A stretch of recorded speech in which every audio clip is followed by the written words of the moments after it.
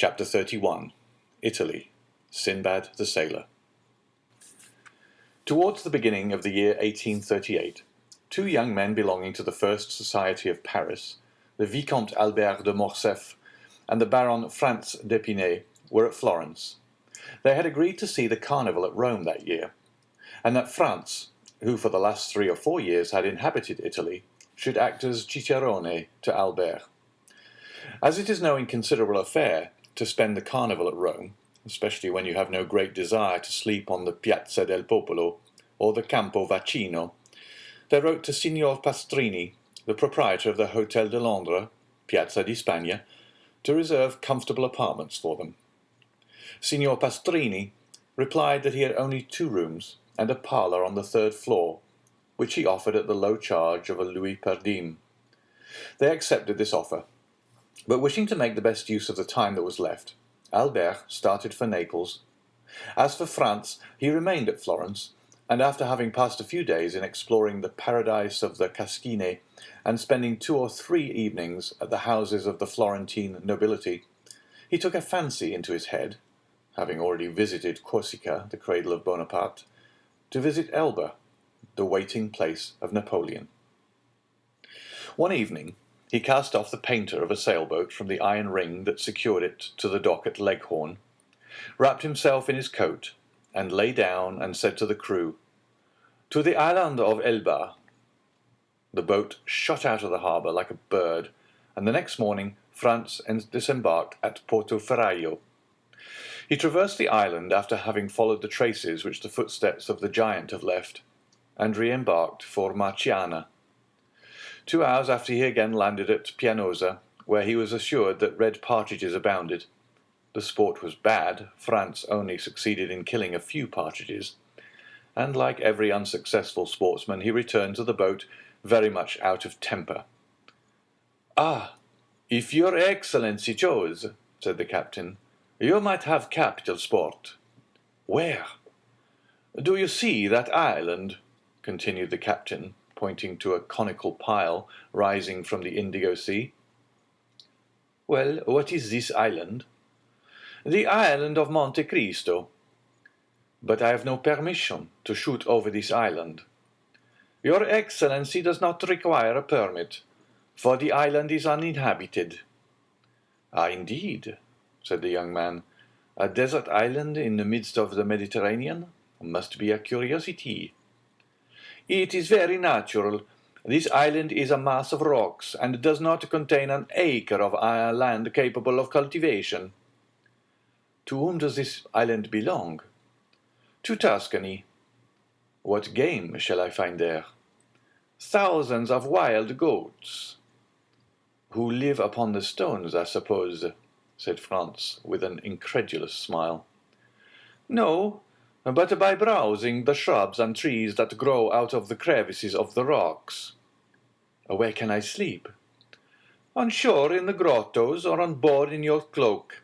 Besides, if your Excellency pleases, we can leave as soon as you like. We can sail as well by night as by day, and if the wind drops, we can use our oars." As Franz had sufficient time, and his apartments at Rome were not yet available, he accepted the proposition. Upon his answer in the affirmative, the sailors exchanged a few words together in a low tone.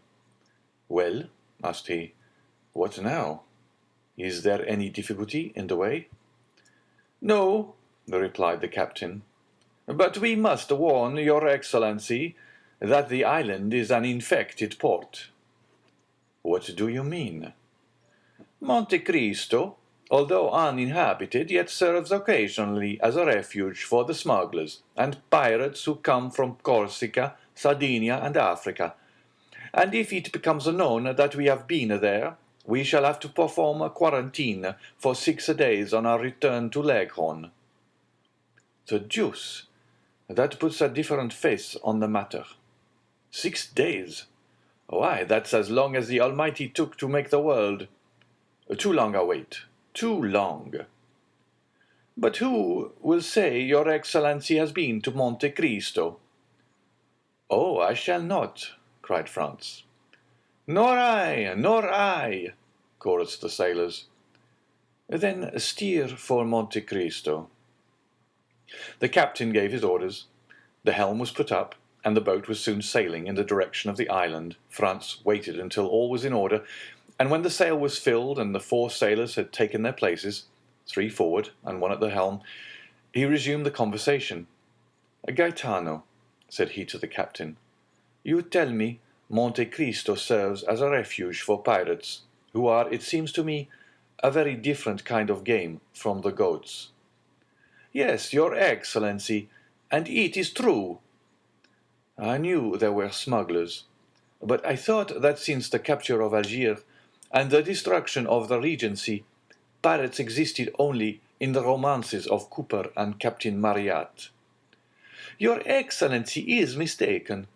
There are pirates like the bandits, who were believed to have been exterminated by Pope Leo XII, and who yet every day rob travellers at the gates of Rome.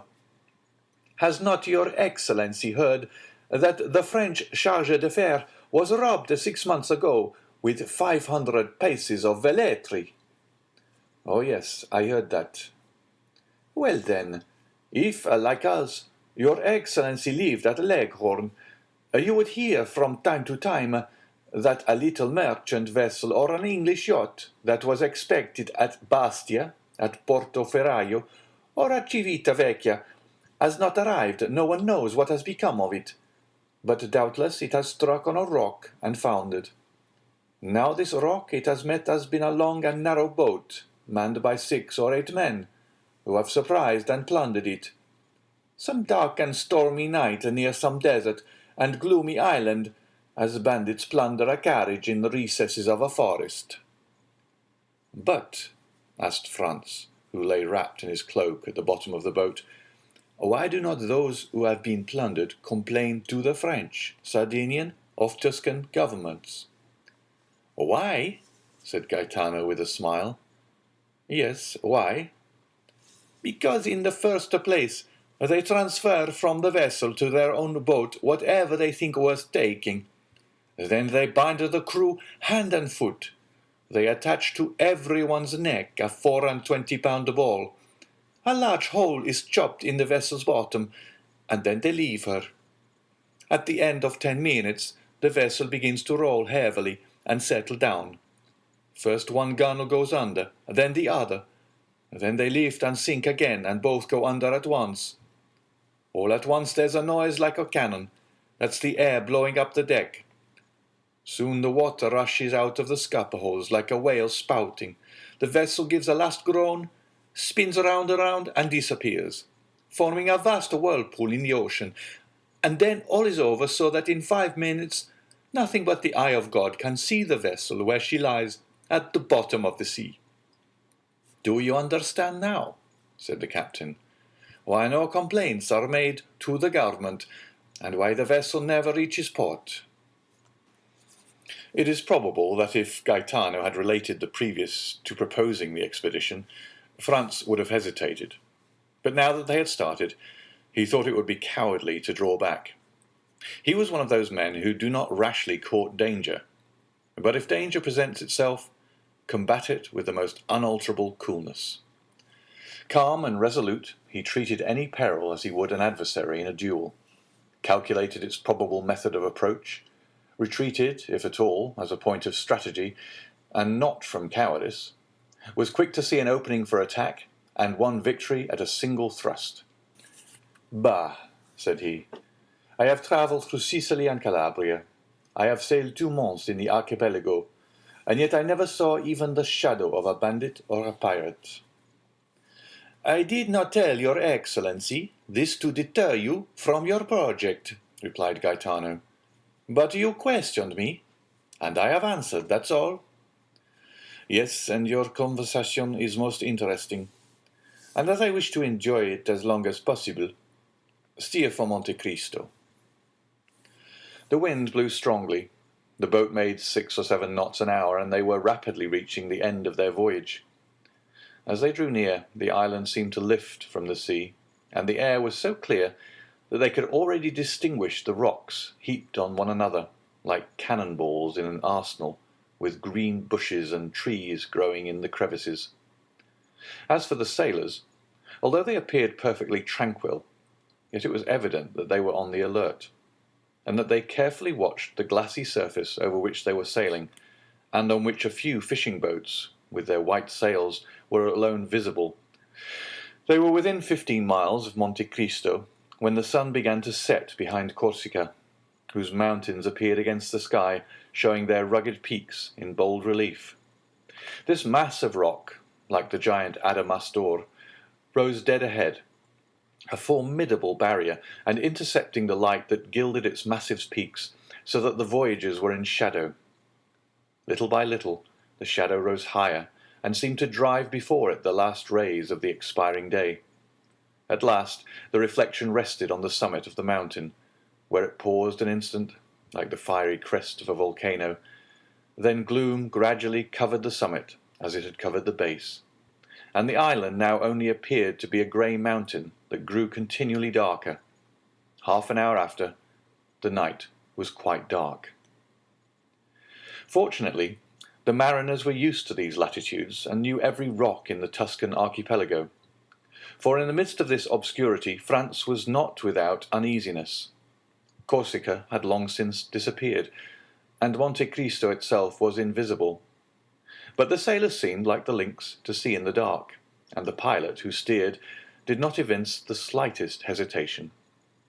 An hour had passed since the sun had set, when Franz fancied he saw at a quarter of a mile to the left a dark mass, but he could not precisely make out what it was, and fearing to excite the mirth of the sailors by mistaking a floating cloud for land, he remained silent. Suddenly, a great light appeared on the strand. Land might resemble a cloud, but the fire was not a meteor. "What is this light?" asked he. "Hush," said the captain. "It is a fire." "But you told me the island was uninhabited." "I said there were no fixed habitations on it, but I said also that it served sometimes as a harbor for smugglers." "And for pirates?"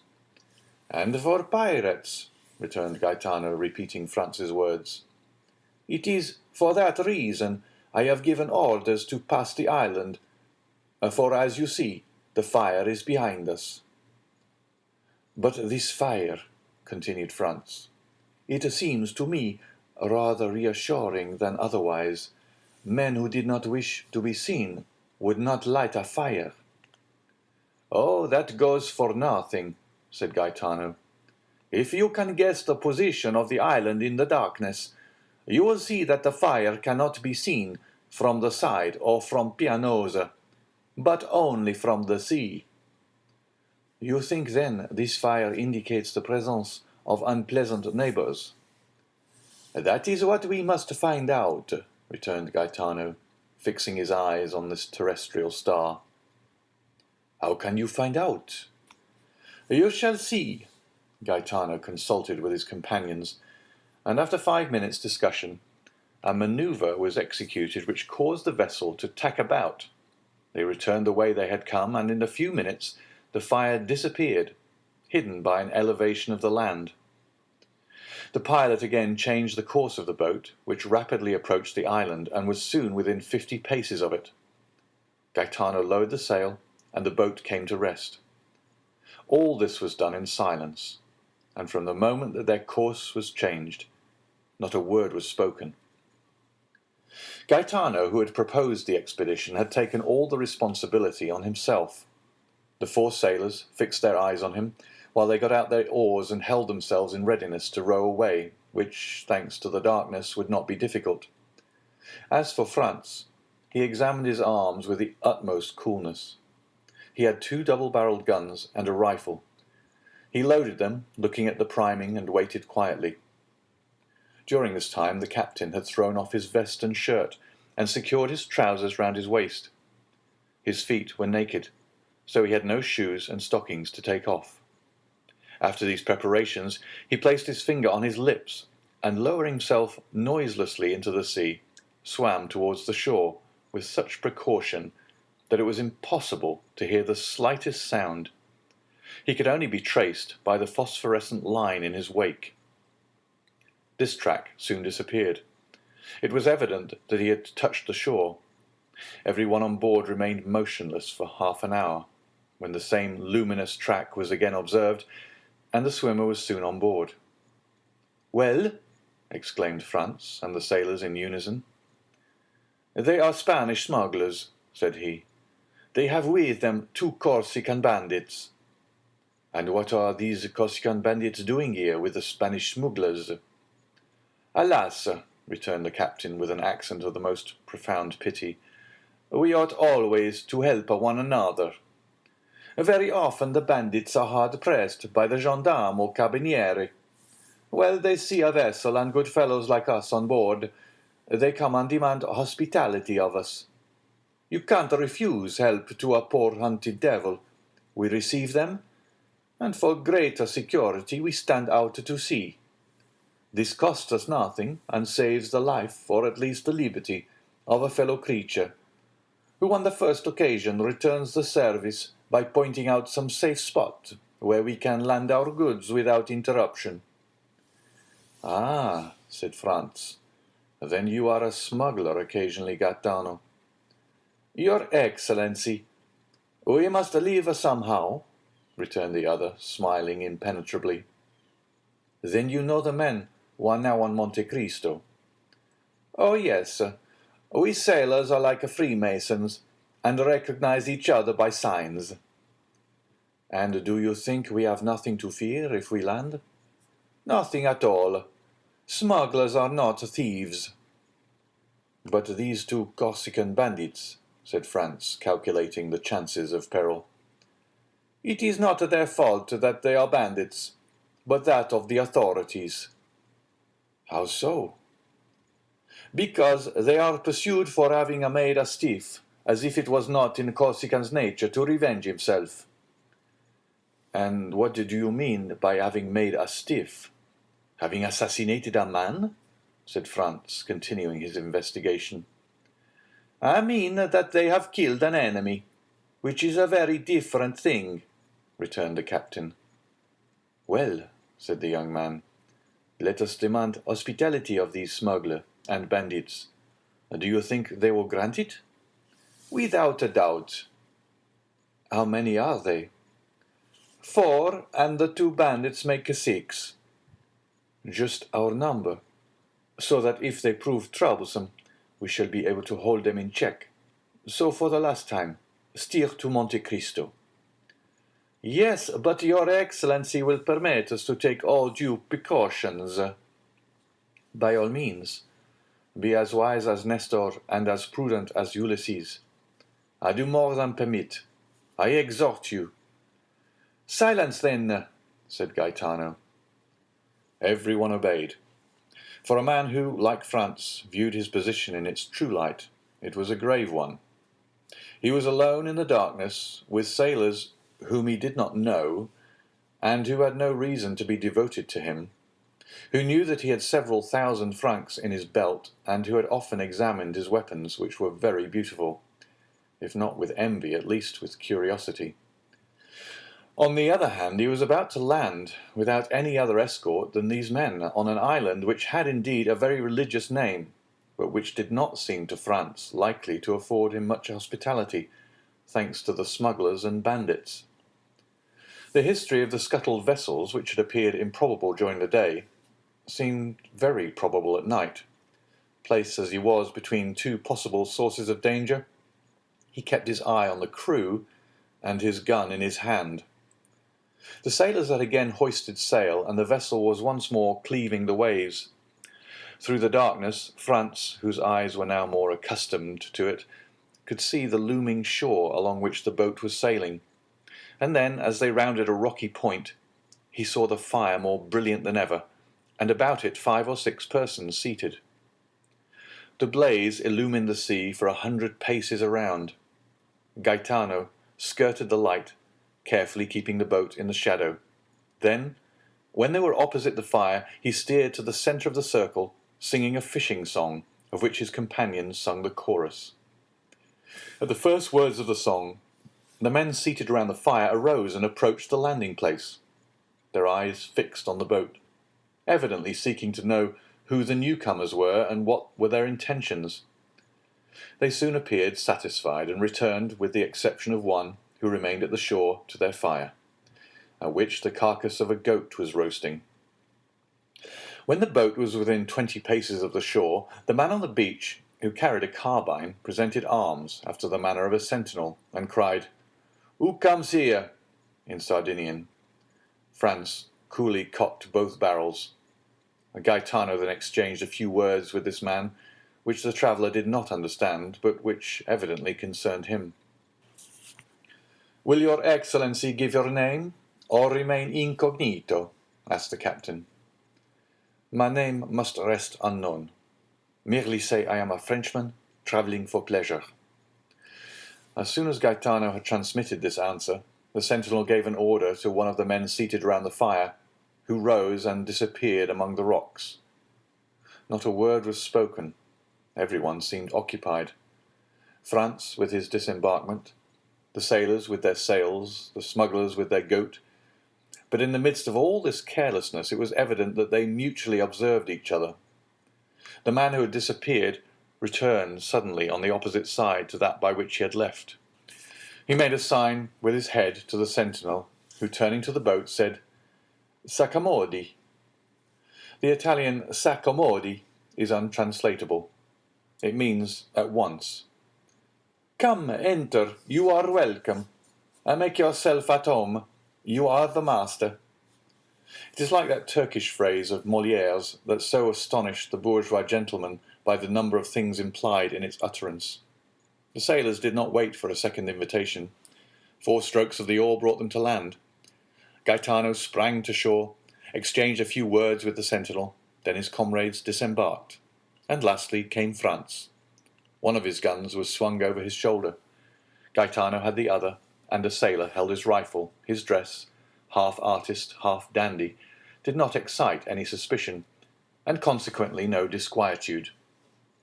The boat was moored to the shore, and they advanced a few paces to find a comfortable bivouac. But doubtless the spot they chose did not suit the smuggler, who filled the post of sentinel, for he cried out, "Not that way, if you please." Gaetano faltered an excuse, and advanced to the opposite side, while 2 sailors kindled torches at the fire to light them on their way. They advanced about 30 paces, and then stopped at a small esplanade surrounded with rocks, in which seats had been cut, not unlike sentry boxes. Around in the crevices of the rocks grew a few dwarf oaks and thick bushes of myrtles. Franz lowered a torch, and saw by the mass of cinders that had accumulated that he was not the first to discover this retreat, which was doubtless one of the halting places of the wandering visitors of Monte Cristo. As for his suspicions, once on terra firma, once that he had seen the indifferent if not friendly appearance of his hosts, his anxiety had quite disappeared, or rather at the sight of the goat had turned to appetite. He mentioned this to Gaetano, who replied that nothing could be more easy than to prepare a supper when they had in their boat bread, wine, 6 partridges, and a good fire to roast them by. "Besides," added he, "if the smell of their roast meat tempts you, I will go and offer them 2 of our birds for a slice." "You are a bon diplomat," returned Franz. "Go and try." Meanwhile the sailors had collected dried sticks and branches with which they made a fire. Franz waited impatiently, inhaling the aroma of the roasted meat, when the captain returned with a mysterious air. "Well," said Franz, "anything new? Do they refuse?" "On the contrary," returned Gaetano. "The chief, who has told you were a younger Frenchman, invites you to supper with him." "Well," observed Franz, "this chief is very polite, and I see no objection. The more so as I bring my share of the supper." "Oh, it is not that. He has plenty, and to spare for supper. But he makes one condition, and rather a peculiar one, before he will receive you at his house." "His house? Has he built one here, then?" "No, but he has a very comfortable one all the same, so they say." "You know this chief, then?" I have heard talk of him. Favourable or otherwise? Both. The deuce, and what is this condition? That you are blindfolded, and do not take off the bandage until he himself bids you. Franz looked at Gaetano to see if possible what he thought of this proposal. Ah, replied he, guessing Franz's thought, I know this is a serious matter. What should you do in my place? I, who have nothing to lose, I should go. You would accept? Yes, were it only out of curiosity. There is something very peculiar about this chief, then. Listen, said Gaetano, lowering his voice. I do not know if what they say is true. He stopped to see if anyone was near. What do they say? That this chief inhabits a cavern, to which the petty palace is nothing. What nonsense, said Franz, reseating himself. It is no nonsense, it is quite true. Kama, the pilot of the St. Ferdinand, went in once, and he came back amazed, vowing that such treasures were only to be heard of in fairy tales.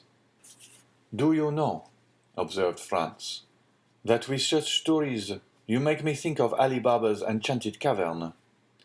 I tell you what I have been told. Then you advise me to accept? Oh, I didn't say that, Your Excellency will do as you please. I should be sorry to advise you in the matter.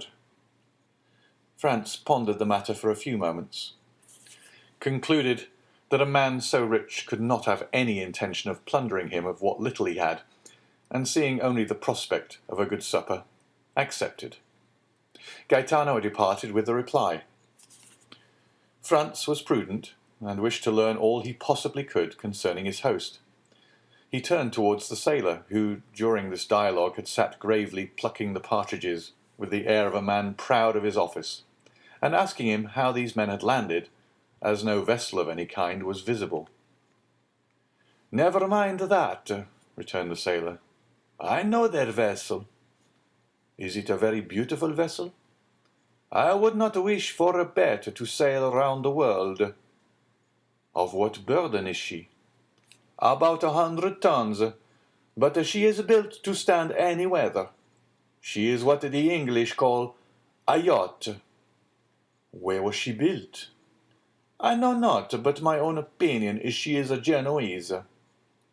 "And how did a leader of smugglers," continued Franz, "venture to build a vessel designed for such a purpose at Genoa?" "I did not say that the owner was a smuggler," replied the sailor. "No, but Gaetano did, I thought." "Gaetano had only seen the vessel from a distance. He had not then spoken to anyone." "And if this person be not a smuggler, who is he?" "A wealthy signor who travels for his pleasure." "Come," thought Franz, "he is still more mysterious, since the two accounts do not agree. What is his name?" "If you ask him, he says Sinbad the Sailor, but I doubt if it be his real name." "Sinbad the Sailor?" "Yes." "And where does he reside?" "On the sea." "What country does he come from?" "I do not know." "Have you ever seen him?" "Sometimes." "What sort of man is he?" "Your Excellency will judge for yourself." "Where will he receive me?" "No doubt in the subterranean palace Gaetano told you of." "Have you never had the curiosity, when you have landed, and found this island deserted, to seek for this enchanted palace?" "Oh yes, more than once, but always in vain. We examined the grotto all over, but we could never find the slightest trace of any opening. They say that the door is not opened by a key, but a magic word." "Decidedly," muttered Franz, "this is an Arabian Nights adventure." "His Excellency awaits you," said a voice, which he recognized as that of the sentinel. He was accompanied by two of the yacht's crew. Franz drew his handkerchief from his pocket and presented it to the man who had spoken to him. Without uttering a word, they bandaged his eyes with a care that showed their apprehension of his committing some indiscretion. Afterwards, he was made to promise that he would not make the least attempt to raise the bandage. He promised. Then his two guides took his arms, and he went on, guided by them, and preceded by the sentinel. After going about 30 paces, he smelt the appetizing odour of the kid that was roasting, and knew thus that he was passing the bivouac. They then led him on about 50 paces farther, evidently advancing towards that part of the shore where they would not allow Gaetano to go, a refusal he could now comprehend. Presently, by a change in the atmosphere, he knew that they were entering a cave. After going on for a few seconds more, he heard a crackling, and it seemed to him as though the atmosphere again changed and became balmy and perfumed. At length his feet touched on a thick and soft carpet, and his guides let go their hold of him. There was a moment's silence, and then a voice in excellent French, although with a foreign accent, said, "Welcome, sir. I beg you will remove your bandage."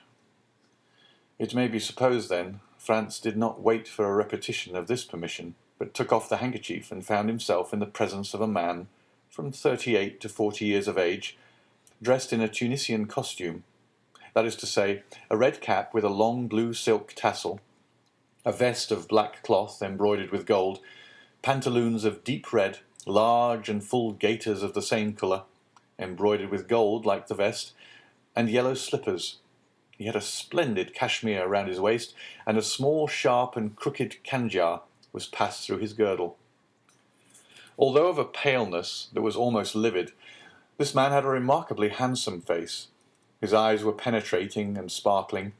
His nose, quite straight, and projecting direct from the brow, was of the pure Greek type, while his teeth, as white as pearls, were set off to admiration by the black moustache that encircled them.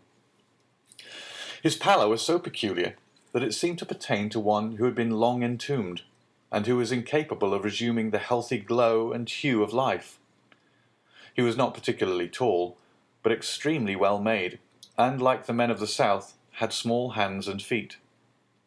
But what astonished Franz, who had treated Gaetano's description as a fable, was the splendour of the apartment in which he found himself.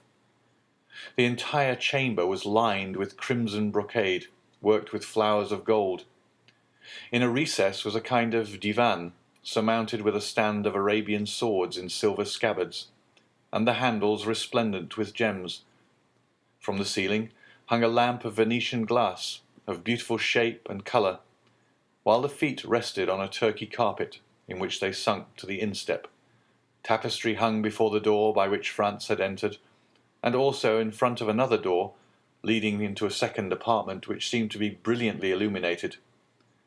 The host gave Franz time to recover from his surprise, and moreover returned look for look, not even taking his eyes off him. "Sir," he said after a pause, "1,000 excuses for the precautions taken in your introduction hither. But as, during the greater portion of the year, this island is deserted, if the secret of this abode were discovered, I should doubtless find on my return my temporary retirement in a state of great disorder, which would be exceedingly annoying, not for the loss it occasioned me, but because I should not have the certainty I now possess of separating myself from all the rest of mankind at pleasure. Let me now endeavour to make you forget this temporary unpleasantness, and offer you what no doubt you did not expect to find here, that is to say, a tolerable supper, and pretty comfortable beds." "Ma foi, my dear sir," replied Franz, "make no apologies. I have always observed that they bandage people's eyes who penetrate enchanted palaces. For instance, those of Raoul in the Huguenot, and really I have nothing to complain of, for what I see makes me think of the wonders of the Arabian Nights." "Alas, I may say with Lucullus, if I could have anticipated the honour of your visit, I would have prepared for it. But such as is my hermitage, it is at your disposal, such as is my supper. It is yours to share, if you will. Ali, is the supper ready?"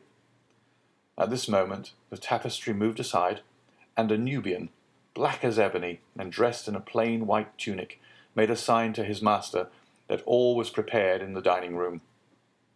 "Now," said the unknown to Franz, "I do not know if you are of my opinion, but I think nothing is more annoying than to remain 2 or 3 hours together without knowing by name or appellation how to address one another.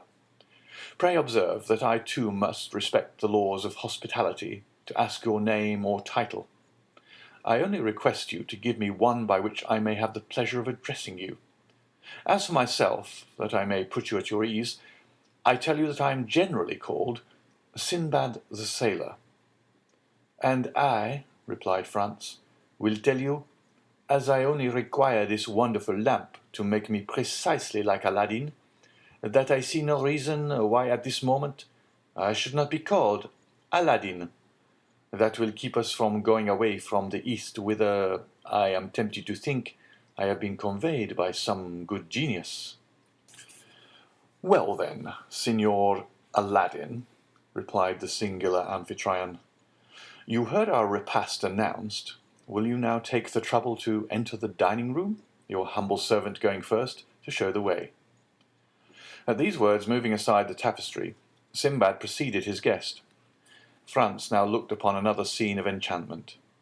The table was splendidly covered, and once convinced of this important point, he cast his eyes around him. The dining-room was scarcely less striking than the room he had just left.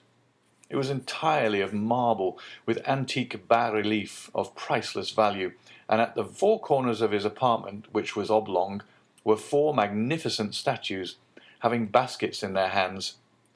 These baskets contained 4 pyramids of most splendid fruit.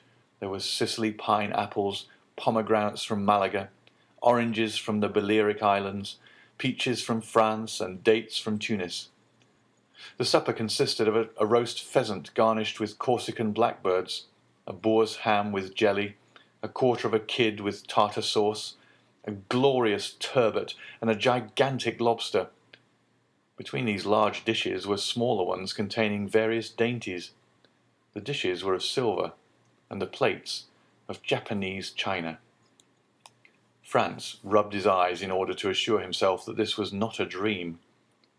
Ali alone was present to wait at table, and acquitted himself so admirably that the guest complimented his host thereupon.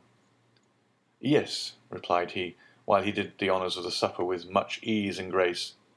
"Yes, he is a poor devil who is much devoted to me, and does all he can to prove it. He remembers that I saved his life, and as he has a regard for his head, he feels some gratitude towards me for having kept it on his shoulders." Ali approached his master, took his hand, and kissed it. "Would it be impertinent, Signor Sinbad," said Franz, "to ask you the particulars of this kindness?" "Oh, they are simple enough," replied the host. "It seems the fellow had been caught wandering nearer to the harem of the Bey of Tunis than etiquette permits to one of his colour, and he was condemned by the Bey to have his tongue cut out and his hand and head cut off, the tongue the first day, the hand the second, and the head the third. I always had a desire to have a mute in my service, so learning the day his tongue was cut out, I went to the Bey and proposed to give him for Ali a splendid double-barreled gun which I knew he was very desirous of having. He hesitated a moment, he was so very desirous to complete the poor devil's punishment. But when I added to the gun an English cutlass, with which I had shivered his Highness's yataghan to pieces, the Bey yielded and agreed to forgive the hand and head, but on condition that the poor fellow never again set foot in Tunis. This was a useless clause in the bargain, for whenever the coward sees the first glimpse of the shores of Africa, he runs down below and can only be induced to appear again when we are out of sight of that quarter of the globe." Franz remained a moment silent and pensive, hardly knowing what to think of the half-kindness, half-cruelty with which his host related the brief narrative. "And like the celebrated sailor whose name you have assumed," he said, by way of changing the conversation, "you pass your life in travelling." "Yes, I made a vow at a time when I little thought I should ever be able to accomplish it," said the unknown with a singular smile, "and I made some others also, which I hope I may fulfil in due season." Although Sinbad pronounced these words with such calmness, his eyes gave forth gleams of extraordinary ferocity. "You have suffered a great deal, sir?" said Franz inquiringly. Sinbad started and looked fixedly at him as he replied, "What makes you suppose so?" "Everything," answered Franz. "Your voice, your look, your pallid complexion, and even the life you lead." "I? I live the happiest life possible, the real life of a pasha. I am king of all creation. I am pleased with one place and stay there. I get tired of it and leave it. I am free as a bird and have wings like one. My attendants obey my slightest wish. Sometimes I amuse myself by delivering some bandit or criminal from the bonds of the law. Then I have my mode of dispensing justice, silent and sure, without respite or appeal, which condemns or pardons, and which no one sees. Ah, if you had tasted my life, you would not desire any other, and would never return to the world, unless you had some great project to accomplish there." "Revenge, for instance?" observed Franz. The unknown fixed on the young man one of those looks which penetrates into the depth of the heart and thoughts. "And why revenge?" he asked. "Because," replied Franz, "you seem to me like a man who, persecuted by society, has a fearful account to settle with it." "Ah," responded Sinbad, laughing with his singular laugh, which displayed his white and sharp teeth, "you have not guessed rightly. Such as you see me, I am a sort of philosopher, and one day perhaps I shall go to Paris to rival Monsieur Appert and the little man in the blue cloak." "And will that be the first time you ever took that journey?" "Yes, it will. I must seem to you by no means curious, but I assure you that it is not my fault I have delayed it so long. It will happen one day or the other." "And do you propose to make this journey very shortly?" "I do not know. It depends on circumstances, which depend on certain arrangements." "I should like to be there at the time you come, and I will endeavor to repay you as far as lies in my power for your liberal hospitality displayed to me at Monte Cristo." "I should avail myself of your offer with pleasure," replied the host. "But unfortunately, if I go there, it'll be in all probability incognito." The supper appeared to have been supplied solely for Franz, for the unknown scarcely touched one or two dishes of the splendid banquet to which his guest did ample justice. Then Ali brought on the dessert, or rather took the baskets from the hands of the statues and placed them on the table. Between the two baskets he placed a small silver cup with a silver cover. The care with which Ali placed this cup on the table roused Franz's curiosity. He raised the cover and saw a kind of greenish paste, something like preserved angelica, but which was perfectly unknown to him. He replaced the lid, as ignorant of what the cup contained as he was before he had looked at it, and then casting his eyes towards his host, he saw him smile at his disappointment. "You cannot guess," said he, "what there is in that small vase, can you?" "No, I really cannot." "Well then, that green preserve is nothing less than the ambrosia which Hebe served at the table of Jupiter." "But," replied Franz, "this ambrosia, no doubt, in passing through mortal hands, has lost its heavenly appellation, and assumed a human name. In vulgar phrase, what may you term this composition, for which, to tell the truth, I do not feel any particular desire." "Ah, thus it is that our material origin is revealed," cried Sinbad. "We frequently pass so near to happiness, without seeing, without regarding it, or if we do see and regard it, yet without recognizing it. Are you a man for the substantials, and is gold your god? Taste this, and the mines of Peru, Gujarat, and Golconda are open to you. Are you a man of imagination, a poet? Taste this, and the boundaries of possibility disappear. The fields of infinite space open to you. You advance free in heart, free in mind, into the boundless realms of unfettered reverie. Are you ambitious, and do you seek after the greatness of the earth? Taste this, and in an hour you will be a king. Not a king of a petty kingdom hidden in some corner of Europe like France, Spain, or England, but king of the world, king of the universe, king of creation. Without bowing at the feet of Satan, you will be king and master of all the kingdoms of the earth. Is it not tempting what I offer you? And is it not an easy thing, since it is only to do thus? Look!" At these words he uncovered the small cup which contained the substance so lauded, took a teaspoonful of the magic sweetmeat, raised it to his lips, and swallowed it slowly, with his eyes half shut and his head bent backwards. Franz did not disturb him whilst he absorbed his favourite sweetmeat, but when he had finished, he inquired, "What then is this precious stuff?" "Did you ever hear," he replied, "of the old man of the mountain who attempted to assassinate Philippe Augustus?" "Of course I have." "Well, you know he reigned over a rich valley which was overhung by the mountain whence he derived his picturesque name.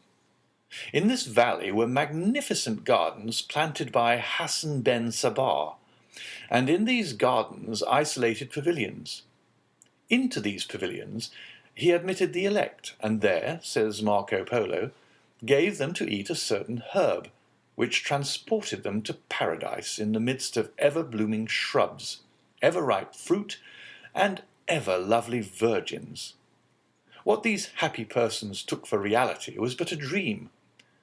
But it was a dream so soft, so voluptuous, so enthralling, that they sold themselves body and soul to him who gave it to them, and obedient to his orders, as to those of a deity, struck down the designated victim, died in torture without a murmur, believing that the death they underwent was but a quick transition to that life of delights, of which the holy herb now before you had given them a slight foretaste. "Then," cried Franz, "it is hashish. I know that, by name at least." "That is it precisely, Signor Aladdin.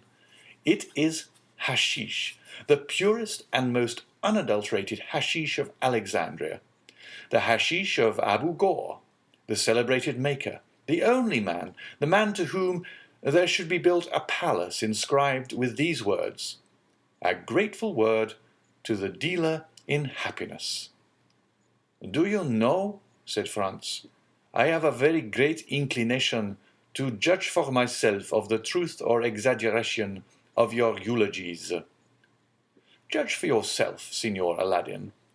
Judge, but do not confine yourself to one trial. Like everything else, we must habituate the senses to a fresh impression, gentle or violent, sad or joyous. There is a struggle in nature against this divine substance.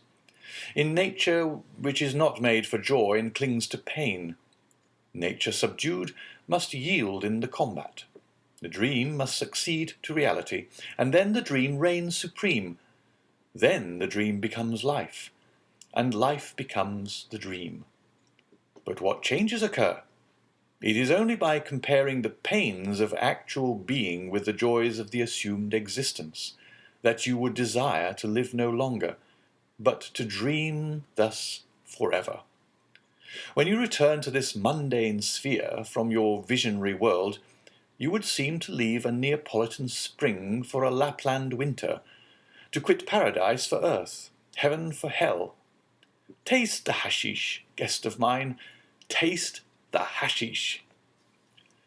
Franz's only reply was to take a teaspoonful of the marvellous preparation, about as much in quantity as his host had eaten, and lift it to his mouth. "Diable!" he said, after having swallowed the divine preserve. "I do not know if the result will be as agreeable as you describe, but the thing does not appear to me as palatable as you say." "Because your palate has not yet been attuned to the sublimity of the substances it flavours. Tell me, the first time you tasted oysters, tea, porter, truffles, and sundry other dainties which you now adore, did you like them? Could you comprehend how the Romans stuff their pheasants with asafoetida, and the Chinese eat swallows? Nests, eh? No. Well, it's the same with hashish. Only eat for a week, and nothing in the world will seem to you to equal the delicacy of its flavour, which now appears to you flat and distasteful. Let us now go into the adjoining chamber, which is your apartment, and Ali will bring us coffee and pipes. They both arose, and while he who called himself Sinbad, and whom we have occasionally named so that we might, like his guest, have some title by which to distinguish him, gave some orders to the servant, Franz entered still another apartment. It was simply yet richly furnished. It was round, and a large divan completely encircled it. Divan, walls, ceiling, floor were all covered with magnificent skins as soft and downy as the richest carpets. There were heavy-maned lion skins from Atlas, striped tiger skins from Bengal, panther skins from the Cape, spotted beautifully like those that appeared to Dante, bear skins from Siberia, fox skins from Norway, and so on. And all these skins were strewn in profusion, one on the other, so that it seemed like walking over the most mossy turf, or reclining on the most luxurious bed. Both laid themselves down on the divan. Chibouk and jasmine tubes and amber mouthpieces were within reach, and all prepared so that there was no need to smoke the same pipe twice. Each of them took one, which Ali lighted and then retired to prepare the coffee. There was a moment's silence, during which Sinbad gave himself up to thoughts that seemed to occupy him incessantly, even in the midst of his conversation, and Franz abandoned himself to that mute reverie into which we always sink when smoking excellent tobacco, which seems to remove with its fume all the troubles of the mind, and to give the smoker in exchange all the visions of the soul. Ali brought in the coffee. "How do you take it?" inquired the unknown. "In French or Turkish style? Strong or weak? Sugar or none? Cool or boiling? As you please. It's ready in all ways." "I'll take it in the Turkish style," replied Franz. "And you are right," said his host. "It shows you have a tendency for an Oriental life. Ah, those Orientals! They're the only men who know how to live. As for me," he added, with one of those singular smiles which did not escape the young man, "when I have completed my affairs in Paris, I shall go and die in the East. And should you wish to see me again, you must seek me at Cairo, Baghdad, or Ispahan." "Ma foi," said Franz, "it would be the easiest thing in the world, for I feel eagle's wings springing out my shoulders, and with those wings I could make a tour of the world in 24 hours. "Ah, yes, the hashish is beginning its work. Well, unfurl your wings and fly into superhuman regions. Fear nothing. There is a watch over you, and if your wings, like those of Icarus, melt before the sun, we are here to ease your fall." He then said something in Arabic to Ali, who made a sign of obedience and withdrew, but not to any distance. As to Franz, a strange transformation had taken place in him. All the bodily fatigue of the day, all the preoccupation of mind which the events of the evening had brought on, disappeared as they do at the first approach of sleep, when we are still sufficiently conscious to be aware of the coming of slumber. His body seemed to acquire an airy lightness. His perception brightened in a remarkable manner. His senses seemed to redouble their power. The horizon continued to expand, but it was not the gloomy horizon of vague alarms, and which he had seen before he slept, but a blue, transparent, unbounded horizon, with all the blue of the ocean, all the spangles of the sun, all the perfumes of the summer breeze. Then, in the midst of the songs of his sailors, songs so clear and sonorous that they would have made a divine harmony had their notes been taken down, he saw the island of Monte Cristo, no longer as a threatening rock in the midst of the waves, but as an oasis in the desert. Then, as his boat drew nearer, the songs became louder, for an enchanting and mysterious harmony rose to heaven, as if some Lorelei had decreed to attract the soul thither, or Amphion the enchanter intended there to build a city. At length the boat touched the shore, but without effort, without shock, as lips touch lips, and he entered the grotto amidst continued strains of most delicious melody. He descended, or rather seemed to descend, several steps, inhaling the fresh and balmy air, like that which may be supposed to reign around the grotto of Circe, formed from such perfumes as set the mind a-dreaming, and such fires as burn the very senses. And he saw again all he had seen before his sleep from Sinbad, his singular host, to Ali, the mute attendant. Then all seemed to fade away, and become confused before his eyes, like the last shadows of the magic lantern before it is extinguished, and he was again in the chamber of statues, lighted only by one of those pale and antique lamps which watch in the dead of the night over the sleep of pleasure. They were the same statues, rich in form, in attraction and poesy, with eyes of fascination, smiles of love, and bright and flowing hair.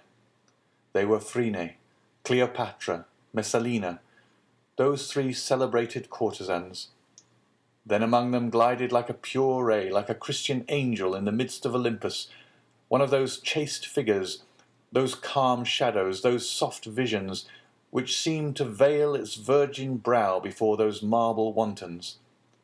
Then the three statues advanced towards him with looks of love, and approached the couch on which he was reposing, their feet hidden in their long white tunics, their throats bare, hair flowing like waves and assuming attitudes which the gods could not resist, but which saints withstood, and looks inflexible and ardent like those which the serpent charms the bird. And then he gave way before looks that held him in a torturing grasp and delighted his senses as with a voluptuous kiss. It seemed to Franz that he closed his eyes, and in a last look about him saw the vision of modesty completely veiled, and then followed a dream of passion like that promised by the prophet to the elect. Lips of stone turned to flame, breasts of ice became like heated lava, so that to Franz, yielding for the first time to the sway of the drug, love was a sorrow and voluptuousness a torture, as burning mouths were pressed to his thirsty lips, and he was held in cool, serpent-like embraces. The more he strove against this unhallowed passion, the more his senses yielded to its thrall, and at length, weary of a struggle that taxed his very soul, he gave way, and sank back breathless and exhausted beneath the kisses of these marble goddesses, and the enchantment of his marvellous dream. End of chapter 31.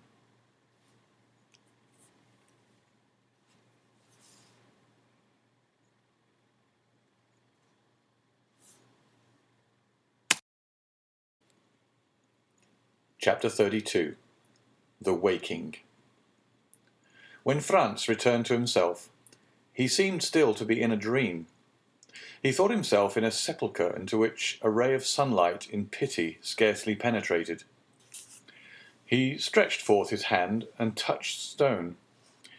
He rose to his seat and found himself lying on his bournous in a bed of dry heather, very soft and odoriferous. The vision had fled, and as if the statues had been but shadows from the tomb, they had vanished at his waking. He advanced several paces towards the point whence the light came, and to all the excitement of his dream succeeded the calmness of reality.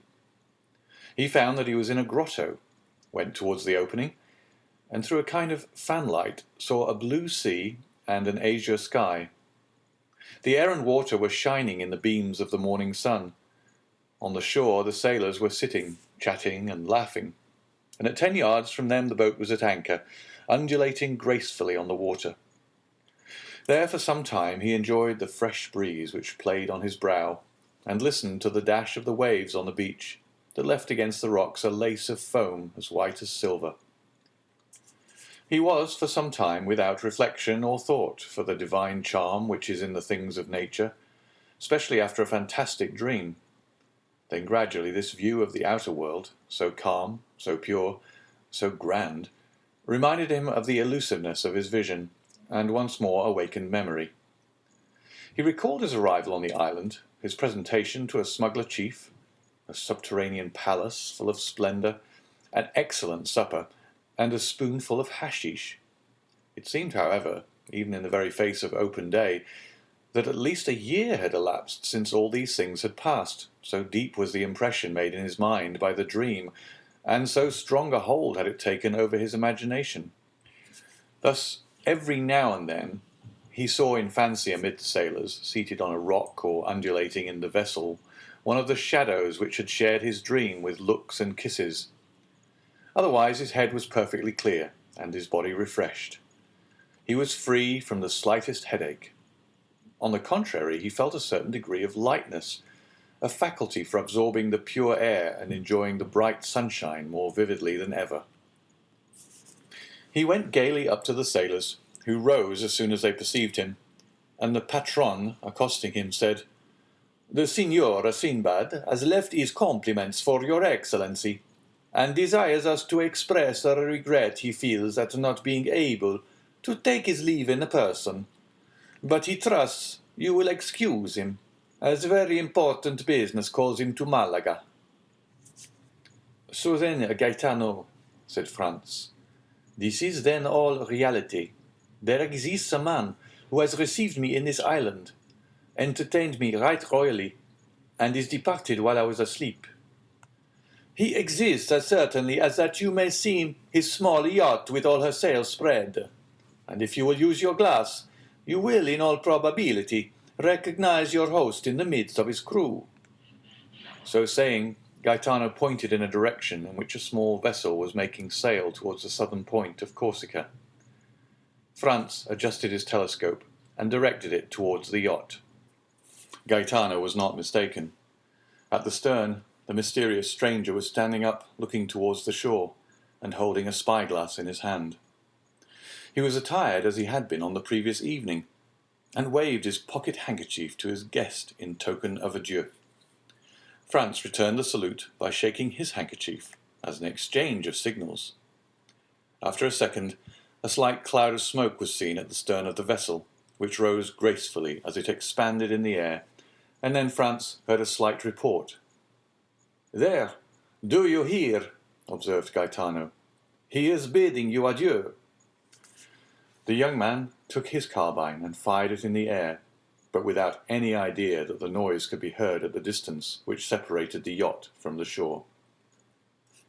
"What are your Excellency's orders?" inquired Gaetano. "In the first place, light me a torch." "Ah, yes, I understand," replied the patron. "To find the entrance to the enchanted apartment. With much pleasure, your Excellency. If it would amuse you, I will get you the torch you ask for. But I too have had the idea you have, and 2 or 3 times the same fancy has come over me. But I have always given it up. Giovanni, light a torch," he added, "and give it to His Excellency." Giovanni obeyed. Franz took the lamp and entered the subterranean grotto, followed by Gaetano. He recognized the place where he had awakened by the bed of heather that was there, but it was in vain that he carried his torch all around the exterior surface of the grotto. He saw nothing, unless that by traces of smoke others had before him attempted the same thing, and like him in vain. Yet he did not leave a foot of this granite wall as impenetrable as futurity without strict scrutiny. He did not see a fissure without introducing the blade of his hunting sword into it, or a projecting point on which he did not lean and press in the hopes it would give way. All was vain, and he lost 2 hours in his attempts, which were at last utterly useless. At the end of this time he gave up his search, and Gaetano smiled. When Franz appeared again on the shore, the yacht only seemed like a small white speck on the horizon. He looked again through his glass, but even then he could not distinguish anything. Gaetano reminded him that he had come for the purpose of shooting goats, which he had utterly forgotten. He took his fowling piece and began to hunt over the island with the air of a man who is fulfilling a duty rather than enjoying a pleasure. And at the end of a quarter of an hour, he had killed a goat and 2 kids. These animals, though wild and agile as chamois, were too much like domestic goats, and Franz could not consider them as game. Moreover, other ideas, much more enthralling, occupied his mind. Since the evening before, he had really been the hero of one of the tales of the 1001 Nights, and he was irresistibly attracted toward the grotto. Then, in spite of the failure of his first search, he began a second, after having told Gaetano to roast one of the 2 kids. The second visit was a long one, and when he returned, the kid was roasted and the repast ready. Franz was sitting on the spot where he was on the previous evening when his mysterious host had invited him to supper, and he saw the little yacht, now like a seagull on the wave, continuing her flight toward Corsica. "Why," he remarked to Gaetano, "you told me that Signor Sinbad was going to Malaga, while it seems he is in the direction of Porto Vecchio." "Don't you remember," said the patron, "I told you that among the crew there were 2 Corsican brigands." "True, and he is going to land them?" added Franz. "Precisely so," replied Gaetano. "He is one who fears neither God nor Satan, they say, and would at any time run 50 leagues out of his course to do a poor devil a service." "But such service as these might involve him with the authorities of the country in which he practices this kind of philanthropy," said Franz. "And what cares he for that?" replied Gaetano with a laugh. "Or any authorities? He smiles at them. Let them try to pursue him. Why, in the first place, his yacht is not a ship, but a bird, and he would beat any frigate 3 knots in every 9. And if he were to throw himself on the coast, why, is he not certain of finding friends everywhere?" It was perfectly clear that the Signor Sinbad, Franz's host, had the honour of being on excellent terms with the smugglers and bandits along the whole coast of the Mediterranean, and so enjoyed exceptional privileges. As to Franz, he had no longer any inducement to remain at Monte Cristo. He had lost all hope of detecting the secret of the grotto. He consequently dispatched his breakfast, and, his boat being ready, he hastened on board, and they were soon under way. At the moment the boat began her course, they lost sight of the yacht, as it disappeared in the Gulf of Porto Vecchio.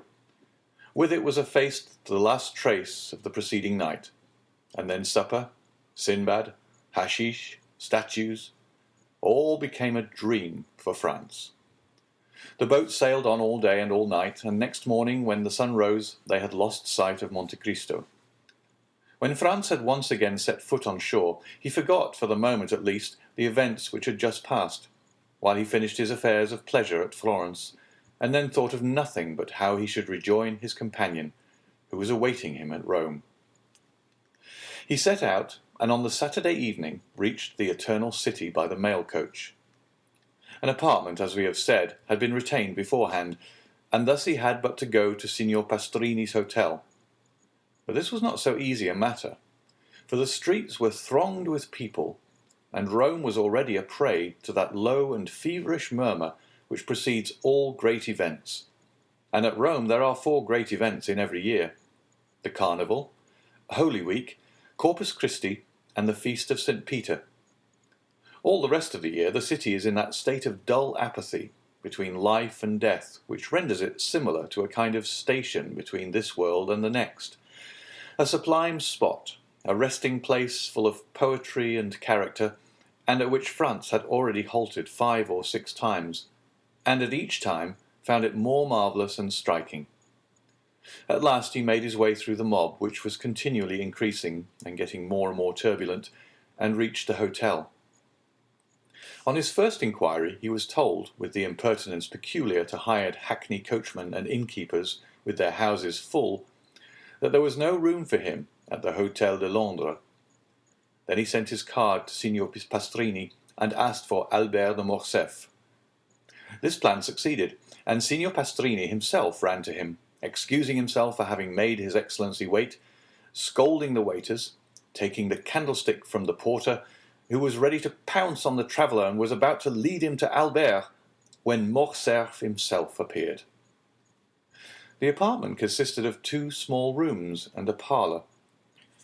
The 2 rooms looked on to the street, a fact which Signor Pastrini commented upon as an inappreciable advantage.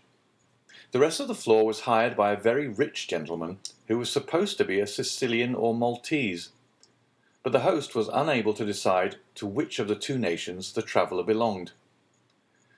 "Very good, Signor Pastrini," said Franz, "but we must have some supper instantly, and a carriage for tomorrow and the following days."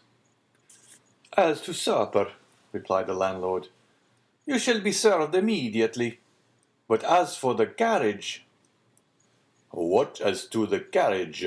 exclaimed Albert. "Come, come, Signor Pastrini, no joking. We must have a carriage." "Sir," replied the host, "we will do all in our power to procure you one. This is all I can say." "And when shall we know?" inquired Franz. "Tomorrow morning," answered the innkeeper. "Oh, the deuce! Then we shall pay the more, that's all. I see plainly enough. At Drake's or Aaron's one pays 25 lire for common days, and 30 or 35 lire a day more for Sundays and feast days. At 5 lire a day more for extras, that will make 40, and there's an end of it. I am afraid if we offer them double, that we shall not procure a carriage." "Then they must put horses to mine. It is a little worse for the journey, but that's no matter." "There are no horses." Albert looked at Franz like a man who hears a reply he does not understand. "Do you understand that, my dear Franz? No horses," he said. "But can't we have post horses?" "They have been all hired this fortnight, and there are none left but those absolutely requisite for posting." "What are we to say to this?" asked Franz. "I say that when a thing completely surpasses my comprehension, I am accustomed not to dwell on that thing, but to pass to another. Is supper ready, Signor Pastrini?" "Yes, your Excellency." "Well then, let us sup." "But the carriage and the horses," said Franz. "Be easy, my dear boy. They will come in due season. It is only a question of how much shall be charged for them."